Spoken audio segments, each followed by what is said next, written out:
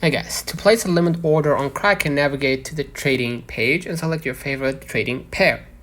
Right?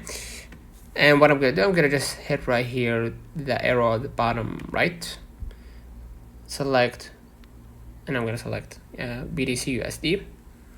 And right away, you're gonna see that I already set a limit order, right here in the list. Enter the specific price.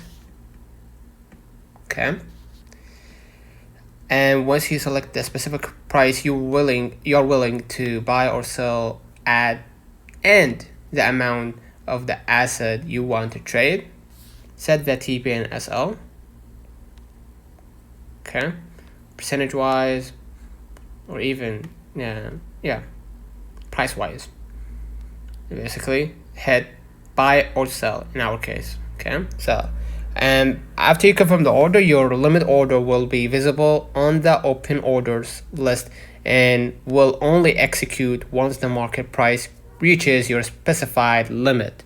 Don't forget to like and subscribe. See you in the next one.